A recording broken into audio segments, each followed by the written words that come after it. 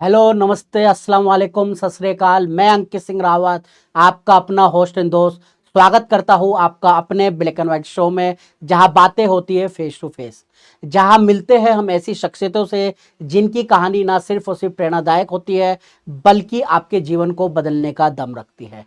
आज हमारे बीच मौजूद है एक ऐसे ही व्यक्तित्व जिन्होंने अपने साहस, हिम्मत और आत्मविश्वास से सफलता की ऊंचाइयों को छुआ है। पत्रकारिता में एक जाना माना नाम लियाकत मंसूरी जी, जो पिछले 20 साल से पत्रकारिता में है, जिन्होंने पत्रकारिता से अपनी जर्नी स्टार्ट की, बाद में लेखक बने, देहात क्षेत्र से अपनी जर्नी कैसे स्टार्ट की, आज उनसे काफी कुछ सीखने को मिलेगा। तालियों की गड़गड़ाहट के साथ स्वागत करता हूँ लियाकत मंसूरी जी। स्वागत है। सबसे पहले सर हम जानना चाहेंगे आपकी जर्नी, किस तरह से आप पत्रकारिता में आए, एक देहात क्षेत्र से बिलोंग करने के बावजूद क्या क्या संघर्ष आपको फेस में करना पड़ा और क्या क्या आपके लर्निंग्स रहे। देखो, जिस दौर में मैंने पत्रकारिता शुरुआत की थी वो दौर बहुत अलग था। 20 साल पहले की पत्रकारिता और आज की पत्रकारिता में जमीन आसमान का फर्क है।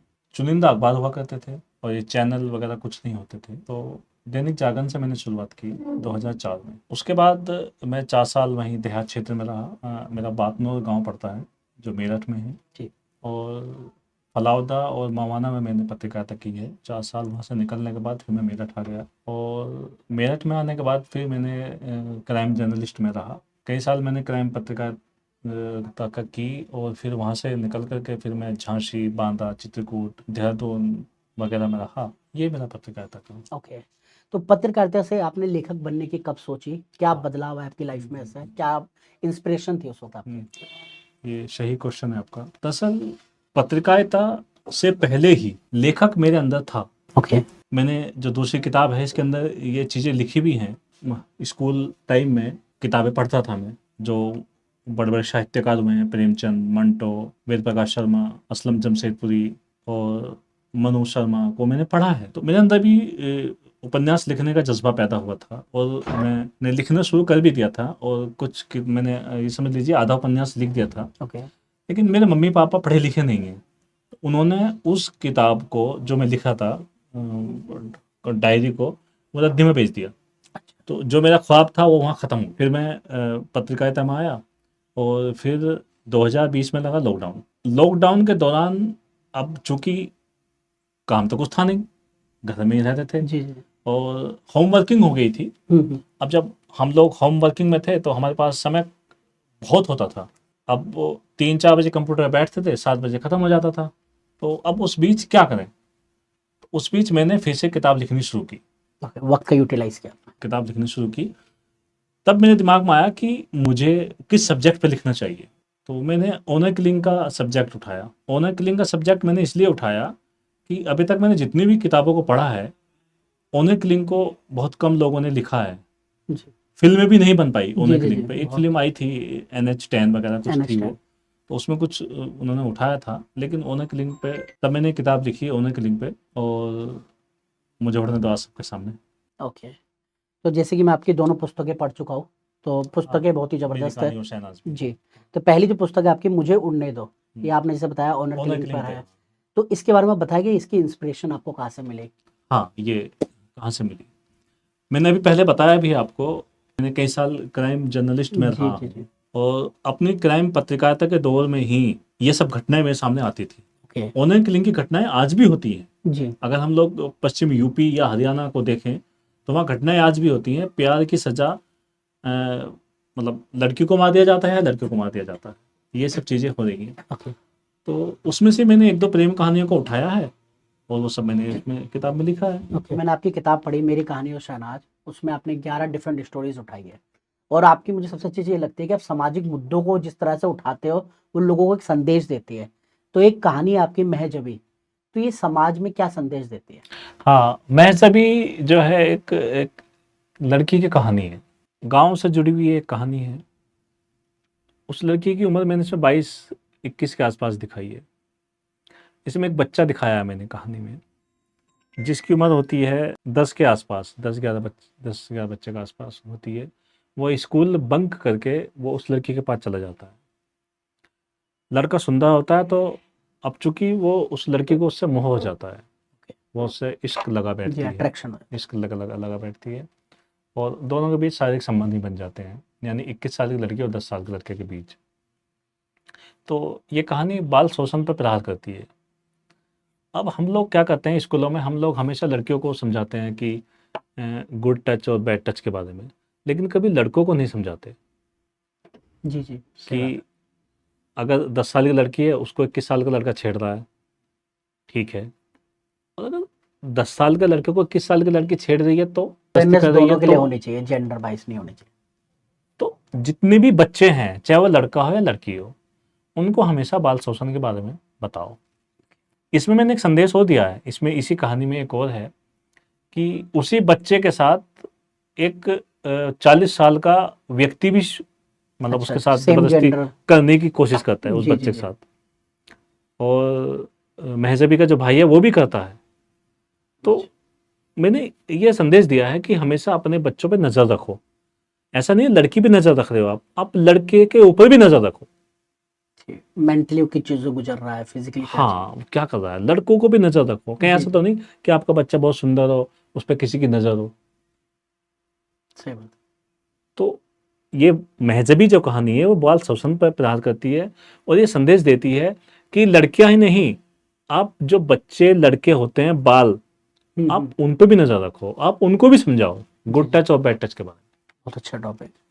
नेक्स्ट आपकी गलती कहानी है, क्योंकि सड़क नहीं बख्शती। हाँ, क्योंकि सड़क नहीं बखसती। इसका ये क्या? ये आज के समय की बहुत जरूरत है, ये कहानी बहुत जरूरत है आज के समय की कहानी। ये संदेश देती है लोगों को, समाज को जागरूक करती है। आप भी कर रहे हैं, आप समाज सेवा से जुड़े हुए हैं, जी आप भी लोगों को जागरूक कर रहे हैं। क्योंकि सड़क नहीं बखसती, वाकई में सड़क किसी को नहीं बखसती। जी जी। मैं एक जर्नलिस्ट हूँ, मैंने इसमें लिखा भी है कि मैं जर्नलिस्ट था, तो एक सब इंस्पेक्टर हैं, वो मुझे रोक लेते हैं, मैं उन्हें रोब में लेता हूँ कि मैं एक पत्रकार हूँ, मुझे छोड़ दीजिए। ये अपना रौब दिखा रहे हैं, अपना अपने रोब पावर। दिखाते हैं, जी छोड़ दीजिए। तो वही दरोगा समझाते हैं, राम मिलन यादव मैंने है दरोगा, वो जी। मेरठ में रहे हैं। कि उनका जिक्र क्या? हाँ हाँ, उसका जिक्र किया, राम मिलन यादव का। तो मैं जागरण में था, तो उन्होंने मेरी गाड़ी रोक ली। तो मैंने उनको कहा कि मैं एक जर्नलिस्ट हूँ, आप मुझको जाने दीजिए।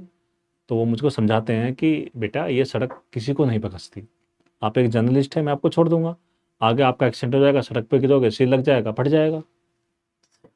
तो उन्होंने संदेश दिया, मैंने भी कहानी में संदेश दिया कि हमेशा दोपहिया वाहन चलाते समय हमको हेलमेट लगाना चाहिए। बहुत सख्त कानून बना दिया है कि बिना हेलमेट के पेट्रोल नहीं मिलेगा, बिना हेलमेट के आप किसी विभाग में जा घुस नहीं सकते।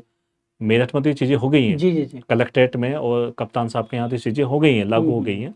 और पेट्रोल भी बिना हेलमेट के नहीं मिलेगा, ये अच्छी पहल है। मेरा मानना यह है, चूंकि मैं क्राइम जर्नलिस्ट रहा हूँ, मेरे समय में बहुत ऐसी ऐसी घटनाएं हुई हैं जो सिर्फ सिर पर चोट लगने से उनकी ऑन द स्पॉट डेथ हो गई। अगर वो हेलमेट लगाते तो उनकी ज़िंदगी बच सकती थी। एक छोटा सा बचाव करना था, तो हेलमेट लगाना था। ठीक ठीक। तो मैं सबको संदेश देना चाहता हूँ इसी ब्लैक एंड वाइट शो से कि आप दोपहिया वाहन चलाते समय हमेशा अपना हेलमेट सिर पर लगा के चलें, प्रिवेंशन इज बेटर। अच्छी कंपनी का हेलमेट लें। जी जी जी। एक बहुत बड़ा सामाजिक मुद्दा है जिस पे हम खुलकर बात नहीं करते, तलाक। हाँ। यूजली क्या हो रहा है आजकल मैरिड लाइफ में देख रहे हैं कि हम छोटी छोटी बातों पे तलाक हो रहा है। तो इसको हम कैसे कम कर सकते हैं, और इस कहानी के थ्रू अपने समाज को क्या संदेश? मैंने अपनी इस कहानी में तलाक को लेकर भी एक स्टोरी लिखी है। मैं धन्यवाद देना चाहता हूँ मोदी सरकार का कि उन्होंने तलाक को लेकर के बड़ा सख्त कानून बनाया। जी क्योंकि मैं भी मुस्लिम फैमिली से बिलोंग करता हूँ, तो मैं इस सब चीज़ें देखता हूँ कि चाय में चीनी कम हो गई तो तलाक दे दिया, खाने में नमक कम है तो तलाक दे दिया। जी। ये घटनाएं महिला उत्पीड़न की हैं। 10-10 समझ लीजिए कि मतलब दादी हो गई, उसको भी तलाक दे दिया। ये सब रुकनी चाहिए घटनाएं इस तरह की। जी जी। अगर पति पत्नी के बीच आपस में समानता नहीं हो पा रही है, तो आप जो शरीयत कहती है शरीयत कि एक तलाक अब दीजिए, एक तलाक अगले महीने दीजिए, दूसरा तलाक अगले महीने दीजिए, यानी वक्त 3 महीने। दीजिए, हाँ, 3 महीने का 3 तलाक का समय दिया गया है। जी तो उस 3 महीने में अगर आपस में समझौता हो जाता था 2 तलाक के बाद भी, जी जी। तो पति पत्नी एक साथ रह सकते हो, खत्म हो गया। जी जी, अच्छी बात है। तो ये नहीं कि एक साथ आपने 3 तलाक बोल दिया तो और आपने उस महिला को सड़क पर ला दिया। तो कई लोगों ने मिसयूज किया इस चीज का। हाँ, तो मेरी इस शो के माध्यम से मैं संदेश देना चाहता हूँ कि हमारे जो उलमा है वो नौजवानों को जागरूक करें और तलाक के बारे में बताएं और समझाएं। और जैसे हम लोग उलमा हमारे हदीस की तालीम करते हैं और नबियों के बारे में जिक्र करते हैं, उसी तरह से तलाक को लेकर भी एक डिबेट करें, एक अवेयरनेस फैले लोगों के बीच में, इस पे टॉपिक पर डिस्कशन हो और बेमतलब किसी भी महिला का जीवन बर्बाद ना करें तलाक के माध्यम से। बहुत अच्छा मैसेज। एक आपने लिखा है ग्लैमर वर्ल्ड की जो डार्क रियलिटी है, हम ग्लैमर वर्ल्ड को देख के बहुत अट्रैक्ट होते हैं। कड़वाहट एक स्टोरी जी, तो कड़वाहट के बारे में उससे क्या संदेश देना चाहिए? इस स्टोरी में मैंने आज की जो नव युवतियां हैं उनको जागरूक करने का प्रयास किया है इस कहानी से। थोड़ा इंटरटेनमेंट की दुनिया को देख करके वो थोड़ा उसकी ओर भागती हैं जी, बहुत मॉडलिंग कर रही हैं जी जी और उनको हीरोइन बनना है, मॉडल बनना है, तो गलत हाथों में चली जाती हैं। वो ना मॉडल बन पाती, ना हीरोइन बन पाती और अपना जीवन बर्बाद कर लेती हैं। ना यहाँ के रहते ना यहाँ के रहते, ना वहाँ के रहते। तो मेरा संदेश इस कहानी के माध्यम से मैंने ये देने का प्रयास किया है कि अगर आपको ये लाइन चुननी है इंटरटेनमेंट की, मॉडलिंग की या फिल्मों की लाइन चुननी है, तो सतर्क रहें और ऐसे लोगों से बचें जो इस लाइन के माध्यम से लड़कियों को ब्लैकमेल कर रहे हैं। बहुत घटनाएं आती हैं कि वो ब्लैकमेल हो जाती हैं। तो लड़कियां जो हैं खुद को पहचाने, खुद की कीमत को समझे और यूं ही किसी को ना सौंप दे। ओके, ठीक। एक है भटकती आत्माएं। हाँ, इससे क्या मैसेज? भटकती आत्माएं मैंने जो है वो भूत प्रेत को लेकर के लिखी है। मेरा तो मानना यह है कि कोई भूत प्रेत नहीं होता। अच्छा, मेरा तो मानना यह है कि भूत प्रेत नहीं होता, ये सब मनगढ़ंत कहानियां होती हैं। इसमें मैंने लिखा भी है कि दो प्रेमी युगल होते हैं, उनको मिलना होता है, वो अफवाह मचा देते हैं कि इस घर में मत घुसना, इसमें भूत रहता है। तो मेरा तो मानना यह है कि भूत प्रेत कुछ नहीं होता, सब ये ड्रामे हैं और इन सब चीज़ों से बच के रहें। और आज के दौर में मैंने मानना है कि भूत प्रेत नहीं होता। ओके, एक लास्ट स्टोरी आपकी जिसमें जिक्र करना चाहूंगा वो है दंगे। अच्छा, हाँ, तो उससे क्या मैसेज देना चाहोगे? दंगा जो मेरी स्टोरी है उसमें मैंने मुद्दा उठाया है एचएम का, कि कैसे राजनीतिक लोग अपना उल्लू सीधा करने के लिए दो समुदाय को आपस में भिड़ा देते हैं और वो फिर अपने रास्ते तय कर लेते हैं। दिलों में कड़वाहट पैदा हो जाती है, दो समुदाय जो आपस में भिड़ते हैं। मेरा इस चैनल के माध्यम से मैं ये संदेश देना चाहूँगा कि अफवाहों से बचें, अफवाहों से बचें और आपस में मिलजुल कर रहें। जैसे 1947 से पहले सभी धर्म के लोगों ने मिलजुल कर इस देश को आज़ाद कराया, आज भी हमें उसी समानता की ज़रूरत है। ये देश अगर हम आगे बढ़ाना चाहते हैं, इस देश को तरक्की देना चाहते हैं, तो हम सबको मिलकर के एक मजबूत स्तंभ बनना होगा। हमें दंगे फसाद से बच करके इस देश की तरक्की में अपनी भागीदारी देनी होगी, तब हम देश भी आगे बढ़ेगा और हम भी आगे बढ़ेंगे। सही बात, टोटली। तो जैसे कि आप ऑनर किलिंग की बात कर रहे हैं कि आज भी देहात क्षेत्रों में ऑनर किलिंग हो रही है, तो आपको क्या लगता है 21वीं सदी में जहाँ पे हम लड़कियों को आसमान में स्पेस पे जाने की बात करते हैं, एक तरफ ये सिचुएशन हो रही है, तो सरकार कैसे नाकाम हो रही है, क्या स्टेप उन्हें लेने चाहिए, या आप माँ बाप को क्या मैसेज देना चाहेंगे? हाँ, मैं इसमें सरकार की नाकामी नहीं बता सकता। ओके, सरकार की नाकामी नहीं है। घर के अंदर कोई कत्लेआम होता है उससे सरकार नहीं रोक सकती। ओके, सरकार ने नियम लागू कर दिया है। ओके, और सरकार ऑनर किलिंग को लेकर के बहुत गंभीर है, यहाँ तक कि कोर्ट भी बहुत गंभीर है। तो मेरा मानना यह है कि कोर्ट और सरकार को हम दोष नहीं दे सकते। ठीक, दोष दे सकते हैं हम अपनी सोच को। जब तक हम जागरूक नहीं होंगे और जब तक हमारे अंदर दो प्रेमियों को लेकर के छोटापन और बड़ापन, वो वाली सोच खत्म नहीं होगी, असमानता खत्म होनी, हाँ, तब तक ये घटनाएं खत्म नहीं हो सकती। Okay, okay.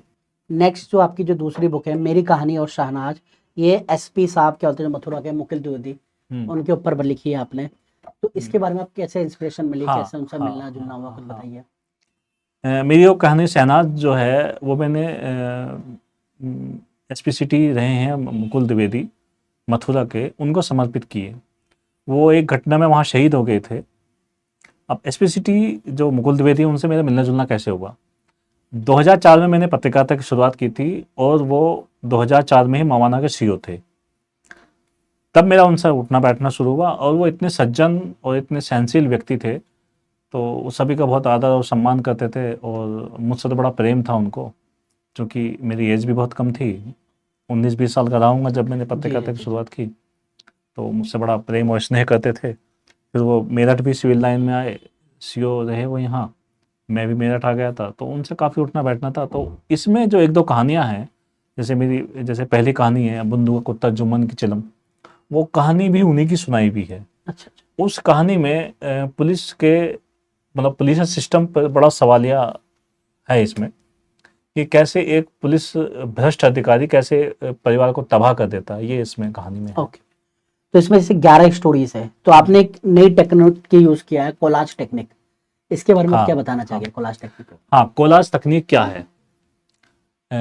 मेरी कहानी और शहनाज ये एक बहुत अलग तरह की पुस्तक है। इसमें मैंने 11 कहानियाँ ली हैं। मुझसे पहले बड़े बड़े राइटर हुए हैं जिन्होंने अलग अलग कहानियाँ अपनी पुस्तकों में लिखी है। आप मंटो को पढ़ लीजिए, उनकी एक किताब में 25-25 कहानियाँ होती थी।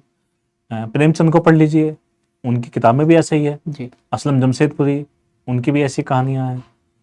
तो मेरी इस किताब में ऐसी क्या खासियत है कि दरअसल क्या है, उन्होंने अपनी सब कहानियों को अलग अलग टाइप में लिखा है। अलग अलग कहानियाँ उनकी 11 मतलब जैसे 20 कहानियाँ हैं तो 20 कहानियाँ अलग अलग हैं, डिफरेंट स्टोरी, डिफरेंट स्टोरियाँ हैं। जी। लेकिन मेरी कहानी जो ये है, मेरी कहानी और शहनाज जो है, इसमें 11 कहानियाँ हैं और 11 कहानियाँ वो आपस में मिल रही हैं। ओके। उसको बोलते हैं कोलाज। ओके। कोलाज जो अभी तक लिखा गया है वो सिर्फ उर्दू, इंग्लिश या अन्य भाषाओं में लिखा गया है। तो for the very first time Hindi में आपने हिंदी का पहला राइटर मैं ओके, हूँ बहुत जिसने कोलाज तकनीक को हिंदी में यूज किया। ठीक है, बहुत बढ़िया। तो जैसे कि आपकी 2 बुक पब्लिश हो चुकी है, फ्यूचर प्लान्स आपके क्या है? क्या है, देखो अभी मैं पत्रकारिता भी भविष्य में कर रहा हूँ, जी। एक बड़े बैनर से जुड़ा हुआ हूँ और पिछले 1 साल से मैंने किताब नहीं लिखी। फरवरी में लास्ट किताब लिखी थी और अभी तक मैंने नहीं लिखी पूरे साल। ठीक। थोड़ा मैं डिप्रेशन में चला गया था, अभी मेरा इलाज चल रहा है डिप्रेशन का, तो उसमें चला गया था मैं। अब ठीक है, मैं उसमें निकल गया, उससे बाहर निकल गया हूँ, तो अब मैं लिखना शुरू करूंगा। तो फिलहाल 2 किताबें मेरी लिखी हुई हैं। छूलियाँ आसमां, वो ये समझ लीजिए होली के बाद या ईद के बाद वो पब्लिश हो जाएगी। ओके। एक किताब मेरी है तेंदुआ, वो भी लिखी रखी है, वो भी और इसका दूसरा भाग, मेरी कहानी और शहनाज का दूसरा भाग है घर वापसी। अच्छा, इसका सीक्वल घर वापसी दूसरा भाग है। ये समझ लीजिए 3 किताब मेरी इस वक्त प्रेस में है। तो मुझे तो इस लेखनी को ही आगे बढ़ाना है ठीक। और आप सब लोगों का प्यार रहा जी, तो डेफिनेटली आपको प्यार मिलेगा। नेक्स्ट क्वेश्चन मेरा ये है कि जैसे कि एक वक्त था जब आपको किसी और ने इंस्पायर किया, आज आप लाखों लोगों की इंस्पिरेशन है। आप युवाओं को क्या मैसेज देना चाहेंगे जो पत्रकारिता में आना चाहते हैं या लेखक बनना चाहते हैं?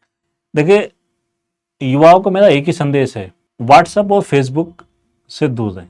ओके। ये व्हाट्सएप और फेसबुक की जो यूनिवर्सिटी है, जी जी जी। ये हमको भटकाती है, काइंड ऑफ फेक है। हाँ, ये सब भटकाती है जी जी जी। और इसमें हमारा समय भी बर्बाद होता है। Totally agree. हमको जितना है पढ़ना चाहिए, जो हमारे बड़े राइटर हुए हैं उनको पढ़ें, अपना अधिक से अधिक समय पढ़ाई में गुजारें, मोबाइल से दूर रहें। अगर भविष्य में युवाओं को आगे बढ़ना है तो अपने ज्ञान को बढ़ाओ। ओके। तो जैसे कि आपको पता है, हमारा अपना एनजीओ है बैकग्राउंड फैमिली, जो स्वास्थ्य, शिक्षा और रोजगार में काम करता है। तो आप उसके बारे में, समाज सेवा के बारे में क्या सोचते हैं, या कोई हमें मैसेज देना चाहते हैं?